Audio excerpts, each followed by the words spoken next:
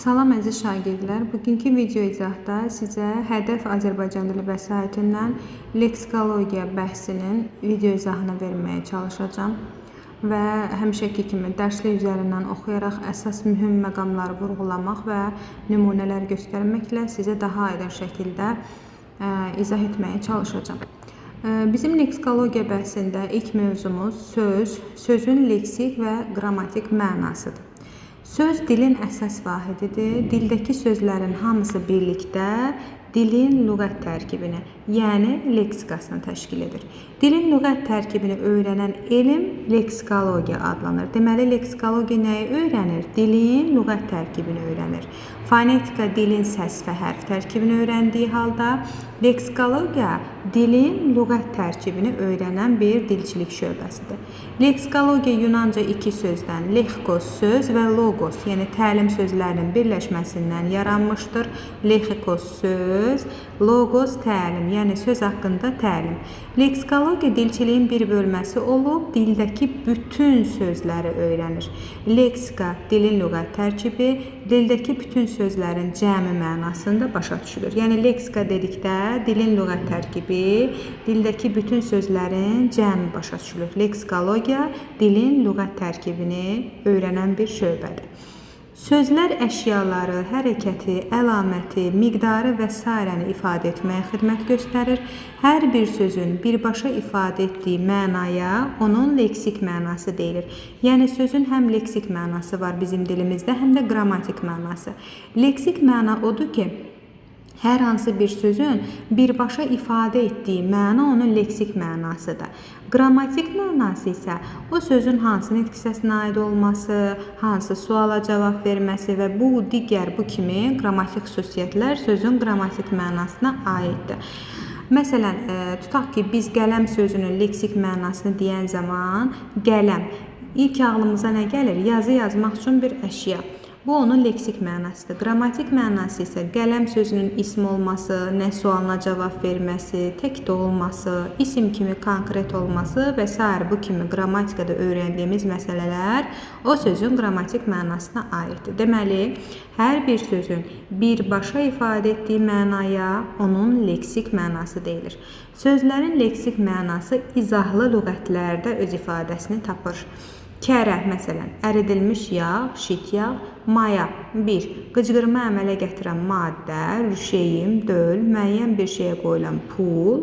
Bir də dişi dəvə, yəni maya sözünün iki mənası var, homonimdir və burada onların hər birinin mənası verilib. İzahlı lüğətdə sözlərin ifadə etdiyi məna açıq şəkildə yazılır. Sözün leksik mənası ilə yanaşı qrammatik mənası da olur.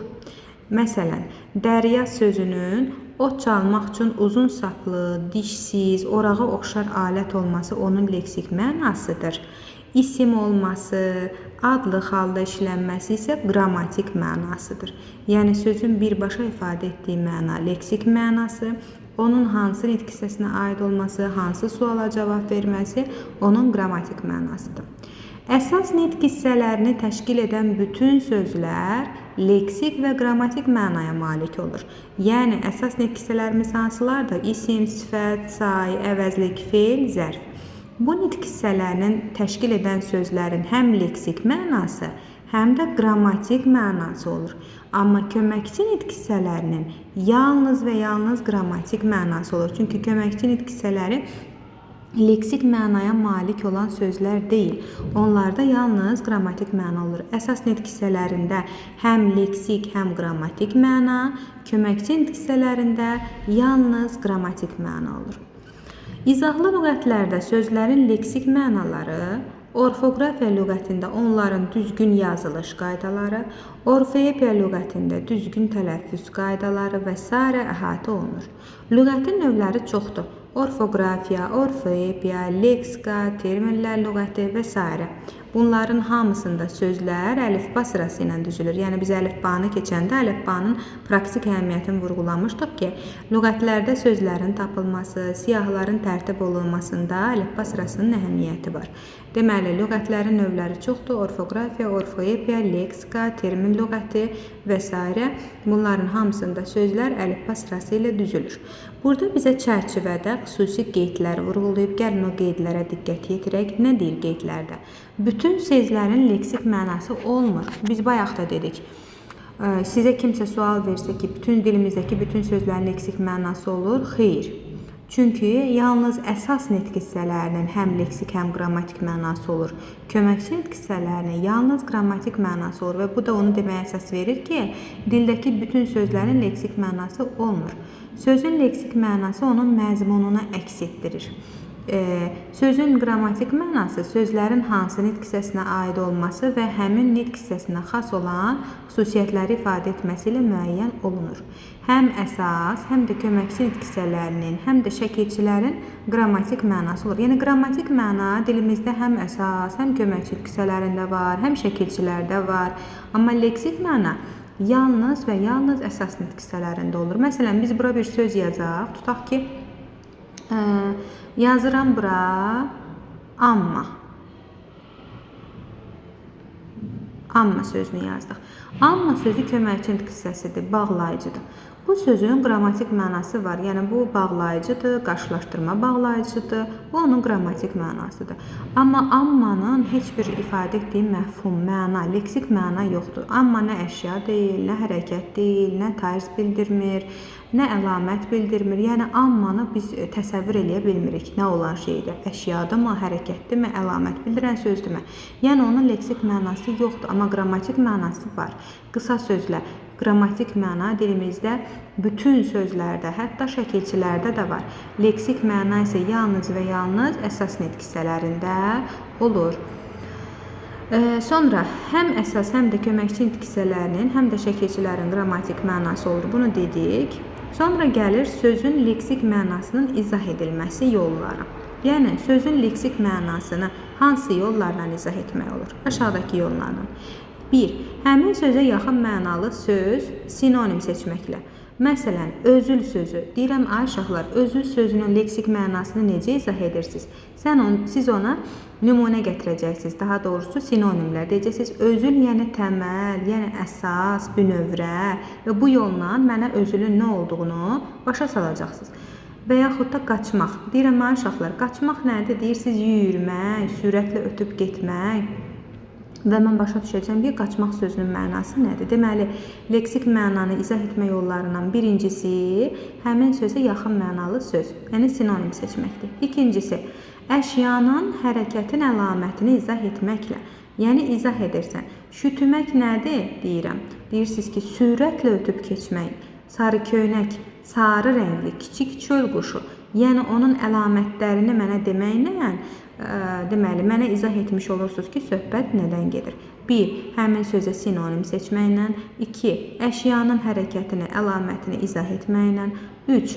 Düzəltmə və mürəkkəb sözün hissələrinin mənasını açmaqla. Sövdəgər. Deyəcəm, sövdəgər nədir? Deyəcəksiniz, sövdə, yəni ticarət. Gər isə şəkilçidir, sənət, peşə mənasını yaradan şəkilçidir. Deyəcəm, ay uşaqlar, meşəbəyi nədir? Deyirsiniz ki, meşə, bəyi də, yəni meşəyə bəylik edən, gözətçilik edən şəxs. Yəni, mürəkkəb sözü tərkib hissələrini ayırmaqla izah eləmiş olacaqsınız. Daha sonra, deməli,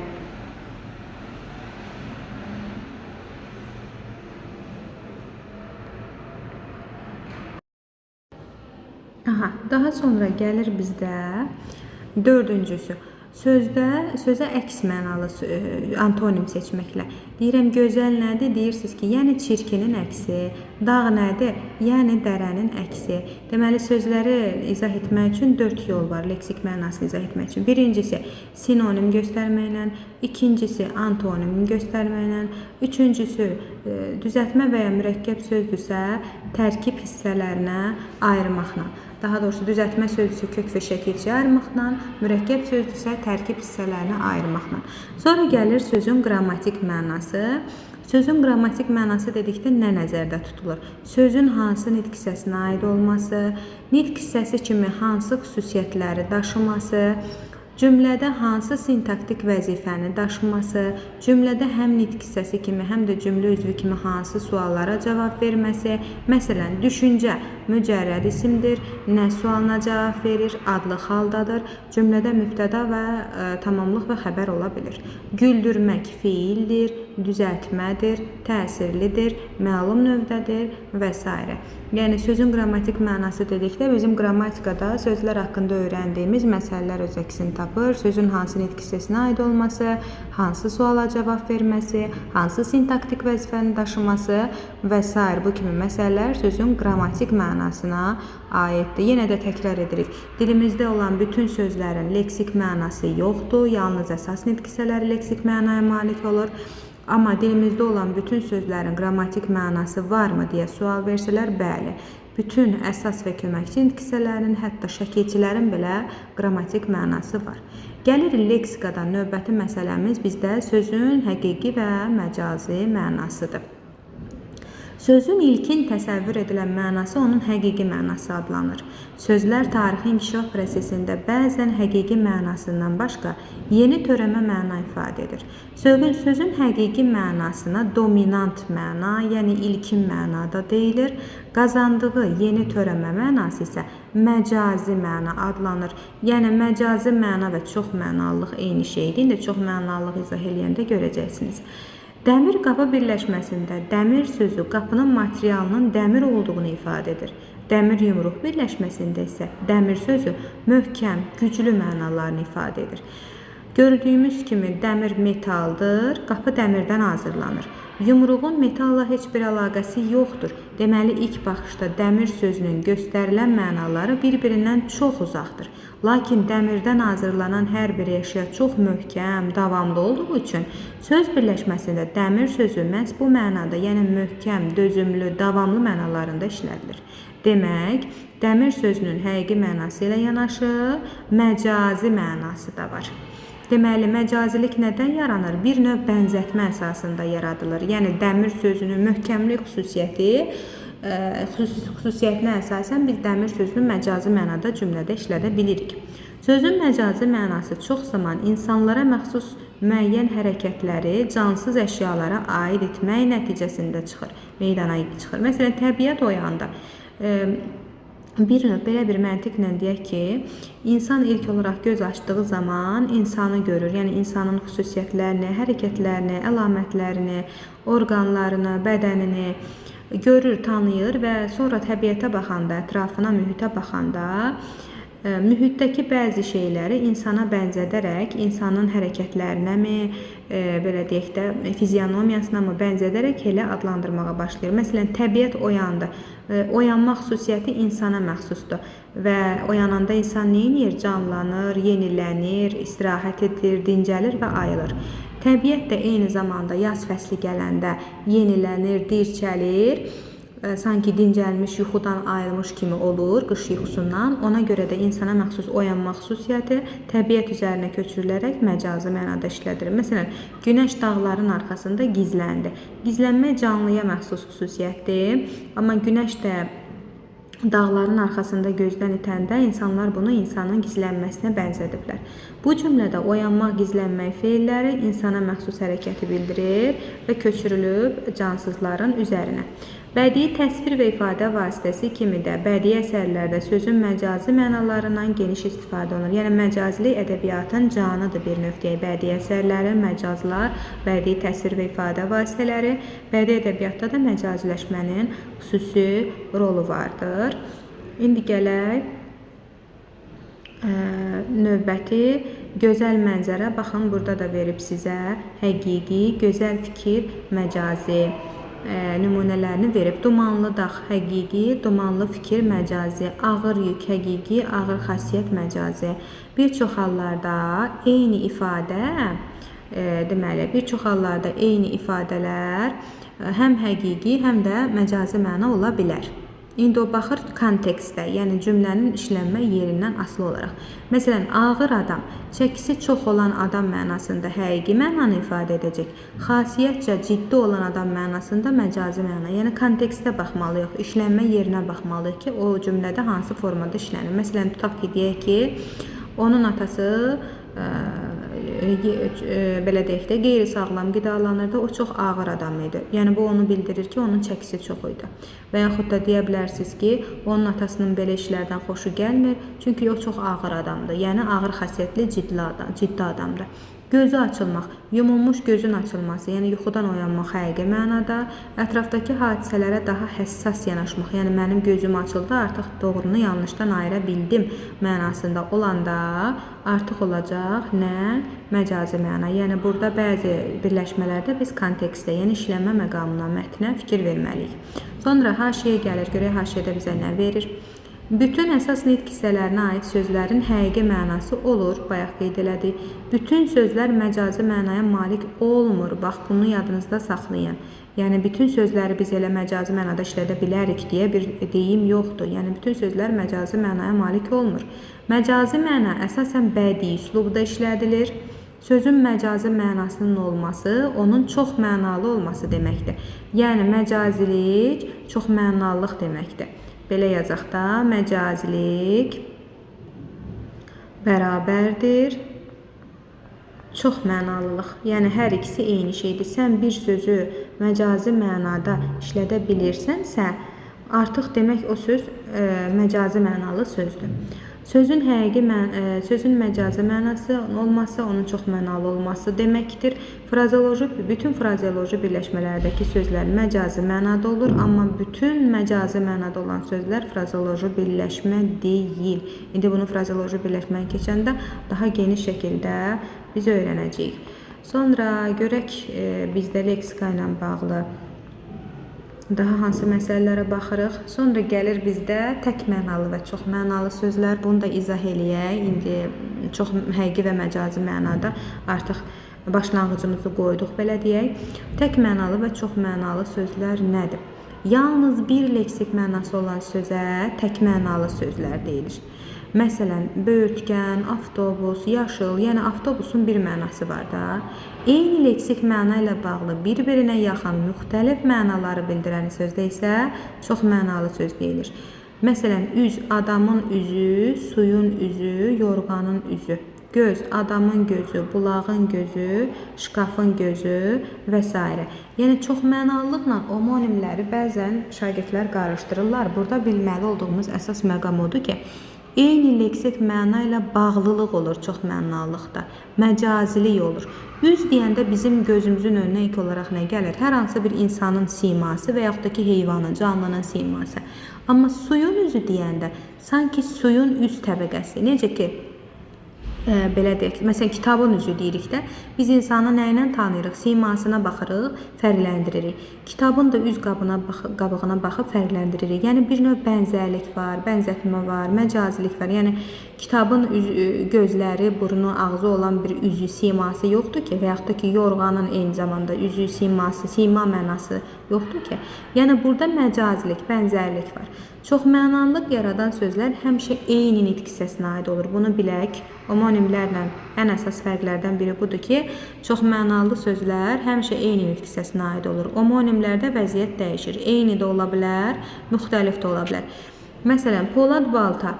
Poladdan balta ola bilər həqiqi məna, məcazi məna, polad bilək. Artıq sən polad sözünü məcazi mənada işlədə bildinsə, bu o deməkdir ki, sənin polad sözün çox mənalı sözdür. Yəni, bir sözün çox mənalı olduğunu bilmək üçün tez onu məcazi mənada işlətməyə çalışırıq. Məsələn, deyirəm ki, qızıl. Qızıl sözünü məcazi mənada işlədə bilirsənsə, deməli, o çox mənalıdır. Məsələn, qızıl ürək deyə bilərsən, qızıl payız deyə bilərsən. Bu deməyə əsas verir ki, həmin qızıl sözü çox mənalıdır. Yəni, çox mənalılıq və məcazilik eyni şeydir. Bu zaman həmin sözlər və birləşmələr bir-birinə oxşar əlamətlərə malik əşyaları ifadə edir. Beləliklə, sözlərin çox mənalılığı yaranır. Məsələn, alovun dili, çəkmənin dili, insanın dili, heyvanın dili. Məsələn, insanın dili, görürsünüz formasına görə alovun dili deyəndə alovun dilə bənzər, belə deyim, alov qalxır, yanır. dilə bənzəyir. Çəkmənin də önündə məsələn çıxıntı dil formasında olur. Ona görə, yəni bənzərlik var deyə orada çox mənalıq artıq yaranmış olur. Çox mənalı sözlər bu və ya digər cəhətdən bir-birinə oxşar əşyaları, yaxud oxşar əlamət və hərəkəti bildirir. Məsələn, kağız sözü bir neçə mənada işlənir. Kağız üzərində yazı yazılan, yazı çap edilən xüsusi materialdır. Kağız hər cür rəsmi sənətdir. Yəni üzərində kağız nədir? Üzərinə yazı yazmaq üçün istifadə etdiyimiz, belə deyim də, bir vəsaitdir. Amma bəzən sənətlərin də adına deyirlər kağız. Deyir, get kağızlarını gətir, səni işə qəbul edək. Yəni sənət mənasında da işlənir. Məcazi mənada işlənmiş ola bilər. Sonra aşağıda yazıb bizə 3 dənə vacib qeyd yazıb. 1. Bütün sözlər çox mənalı ola bilməz.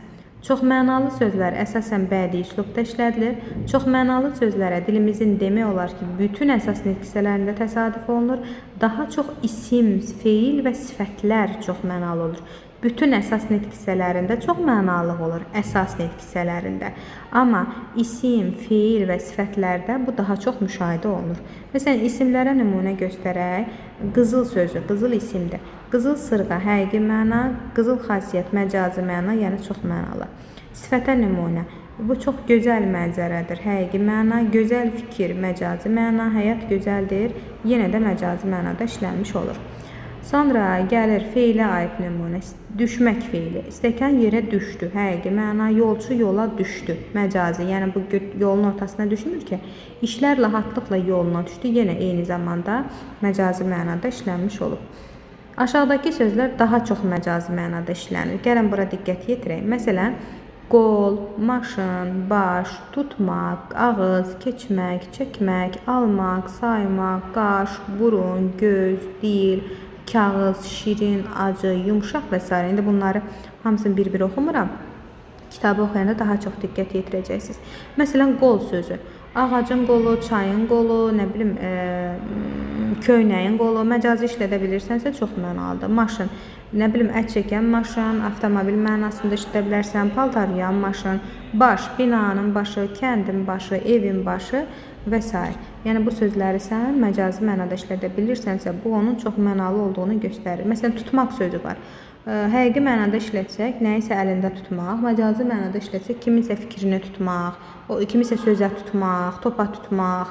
Baxın, bunlar hamısı olur çox mənalı. Yəni bir sözü sən məcazi mənada işlətməyi bacarırsansa, deməli o çox mənalı sözdür. Yəni sənə hər hansı bir sözü verib deyir, bu söz tək mənalıdır, yoxsa çox mənalı. Sən beynində fikirləş. Deməli davam edirik. Dedik ki, sözləri məcazi mənada işlətmək mümkündürsə, bu onların çox mənalı olduğunu deməyə əsas verir. Daha sonra baxaq görək, növbəti mövzumuz artıq homonimlər gəlir.